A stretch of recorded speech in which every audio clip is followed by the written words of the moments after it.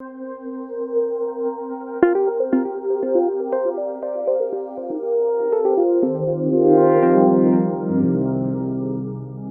afternoon. My name is Scott Cruz. I'm an attorney at the law firm of Clark Hill. We are a full-service law firm that has the resources and capabilities to handle all and any type of legal matters for any industry. My practice focuses exclusively on labor and employment law. I specialize in providing legal advice designed to help my clients maintain peace in the workplace so they can focus on their business rather than on litigation. So today, we're going to be discussing the Illinois Biometrics Information Privacy Act. Once we're done discussing at a very high level the certain provisions under the Act, I'll explain what biometrics are under the Act. I'll explain what the specific reasons that employers are using biometrics in the workplace. I'll then discuss some of the reasons employers are being sued over the use of biometrics in the workplace. And then finally, I'll discuss some best practices for companies who use and maintain biometrics in the workplace, so hopefully they can avoid being sued for their use of biometrics. So the Biometric Information and Privacy Act. The Act was passed in 2008, and the impetus was to protect against the risk of identity theft resulting from the growing use of biometric technology to facilitate financial transactions and security screenings. Now, there are 5 key components under the Act. The first one is that there must be informed consent prior to collecting, using, or storing any type of biometric information. The Act permits a limited right to disclosure of biometric information, but there must have first been consent prior to any type of disclosure. The Act mandates protection obligations for safeguarding biometric information and also requires that companies have retention guidelines that discuss how long they can keep and store information and what they're going to do with that information at the end of the employment relationship. The Act also prohibits employers from profiting from the use or disclosure of biometric data. And finally, the Act creates a private right of action for individuals harmed by violations under the Act. And Illinois is very unique in this sense, in that Illinois is the only state, I believe, who has a private right of action in the statute that allows individuals to file a lawsuit in state or federal court for any violations under the Act. And there's also damages that can be collected for any violations under the Act. For each violation, for each negligent violation, a potential damage award can be up to $1,000. For each intentional violation under the Act, damages can reach as high as $5,000. And there's also the availability of attorney's fees if an individual prevails in their lawsuit. Okay, let's talk about now what are biometrics and how are biometrics defined under the Act. In its simplest form, biometrics is the measurement and statistical analysis of an individual's physical and behavioral characteristics. The Act defines biometrics as any information, regardless of how it is captured, converted, stored, or shared, based on an individual's biometric identifier and which is used to identify an individual. Under the Act, biometric identifiers are the following. They can be an individual's retina or iris scan. They can be an individual's fingerprints. They can be an individual's voice print. It could be a scan of an individual's hand or the geometry of an individual's face. There are certain identifiers of individuals, however, that are not considered to be biometric identifiers under the Act. And these are written signatures that you may have on file from someone who signed particular pre-employment documents. Photographs. So for example, if there are photographs on your company website, those are not considered biometric identifiers. Tattoo descriptions are not biometric identifiers, nor are any physical descriptions such as the height, weight, hair, or eye color of an individual. Let's now talk about some of the reasons that employers are using biometrics in the first place. And there's generally three main reasons why biometrics are being used in the workplace. The first is time management. Employers use biometrics as a more reliable method of recording when employees are clocking in and clocking out. And this is an attempt to try and stop employees from having their coworkers clock them in and out, otherwise known as buddy punching. Employers are also using biometrics to stop employees from fraudulently recording inflated or inaccurate hours worked. The second reason is for wage and hour purposes. Employers who wish to avoid potential wage and hour claims, including overtime, want a more accurate and reliable way to determine whether an employee was actually present or perhaps not present in the workplace. The third and final reason is security, access, and safety. Employers use biometrics for security purposes to restrict access to specific areas in the workplace and determine who is present in a specific area and at a specific time.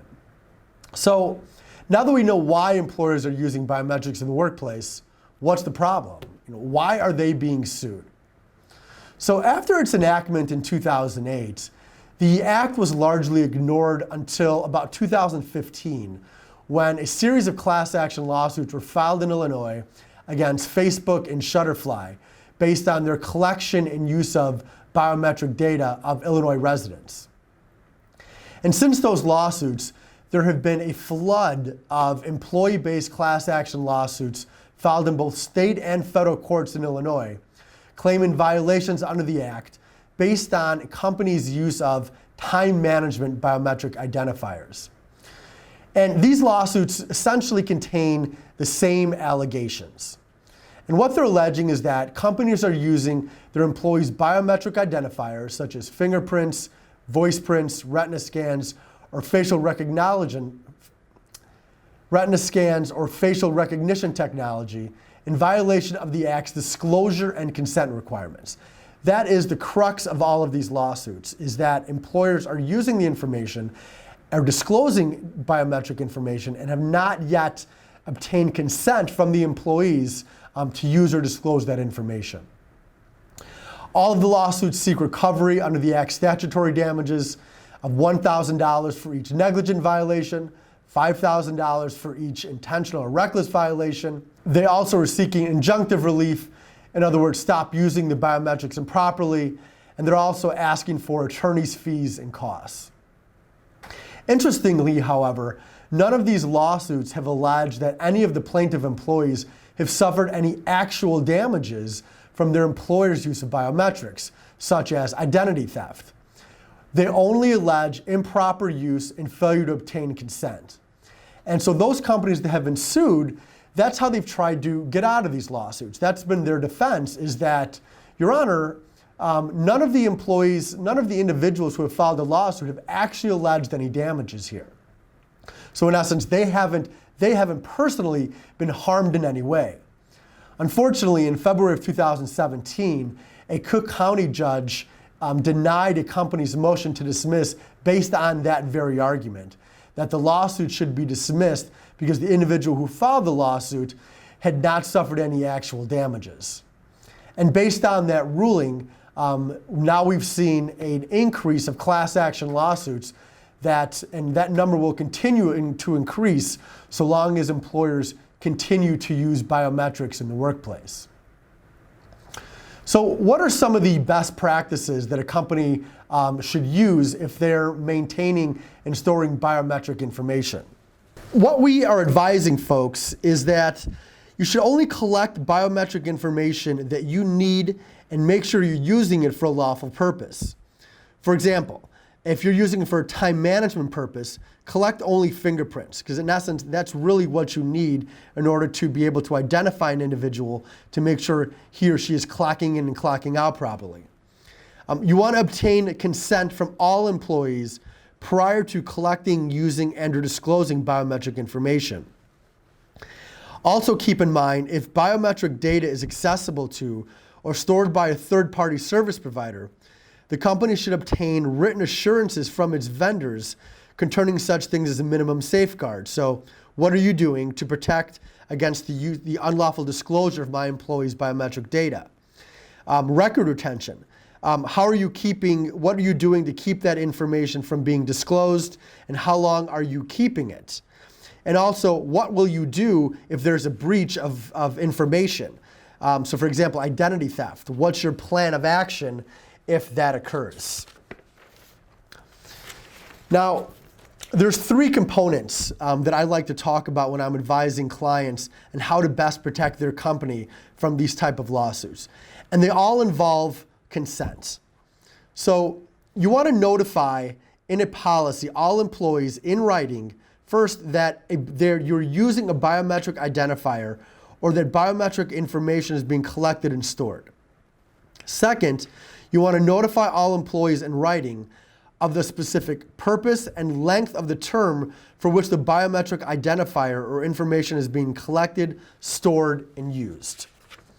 So here's a sample of a biometric provision that I drafted for one of my clients to be used in its biometric policy.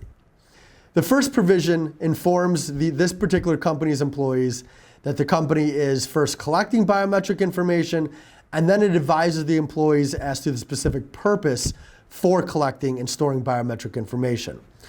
So it says company collects, stores, and uses employee fingerprint data for the purpose of giving employees secure access to the company's corporate office and pharmacy locations. Pharmacy data may also be collected and used to provide access to drug cabinets or other pharmacy-related equipment or machines. The second provision advises employees as to this particular company's retention guidelines. So it states the company's information technology department will permanently destroy an employee's biometric information from the company's systems upon the employee's separation from the company. One thing to keep in mind here is that under the Act, it instructs that biometric identifiers and information must be permanently destroyed when the initial purpose for collecting or obtaining such identifiers or information has been satisfied, or within 3 years of the individual's last interaction with the entity collecting it, whichever comes first. So some things to keep in mind when you're drafting policies. In the particular policy, in the language that I drafted for this client, we indicated that biometric information will be destroyed upon the employee's separation from the company. But you also have to keep in mind particular relevant statutes and purposes, the purpose for which you are collecting biometric information. So, for example, a tort claim, the statute of limitation is 2 years. So you could include in your policy that biometric information will be destroyed after 2 years from the last date of the individual's employment. If you're keeping it for wage and hour purposes, so you want to try to defend yourself against wage and hour claims, that statute of limitation is 3 years. So you can include in the policy that biometric information will be permanently destroyed after 3 years from the employee separation. If you're worried about potential employment claims, the statute of limitations for those is 1 year. So you can include that in the policy. Or unemployment claims, the statute of limitations is 1 year as well. So there's certain statute of limitations that you have to keep in mind when you're drafting your policy to determine how long you want to maintain and keep biometric information after the employee has left his or her employment with the company. So the third component is an individual needs to have consented to the company's use, disclosure, or storing of information. And that's what has been, at least what I've seen from the lawsuits that have been filed, that's the crux of the allegations here, is that the individual is alleging that the employer never obtained his or her consent prior to collecting and storing that information. So make sure that you have a signed consent form from the employee prior to using biometric information. You also want to make sure that you implement appropriate safeguards. And these come in 3 different categories, that at least I've identified them in 3 different categories. So administrative, technical, and physical safeguards. So for the administrative examples, you want to make sure you assess the risk of vulnerability to some type of breach. You want to train employees on how to properly use biometrics. You want to establish limits on who is authorized to access, collect, process, disclose, save, and destroy any biometric information. And generally speaking, that's going to be a company's internal IT department. But if you don't have an internal IT department, make sure that there are individuals who are trained in this, who understand what the company's policy is, and that they follow that policy, particularly when an employee leaves, and in terms of destroying the biometric information. So some examples of technical safeguards. You want to store biometric information locally. So this can be on a mobile device or a smart card. And this way it provides individuals with greater control over their biometric information and minimizes the likelihood of any mass data loss or data breach. You want to use a biometric template that summarizes relevant information as opposed to raw data. And you want to also make sure that you develop a backup strategy in case the information is lost. So some examples of physical safeguards. You want to adopt a facility access plan. You want to lock doors. Make sure the doors are locked to any data center that stores the biometric information.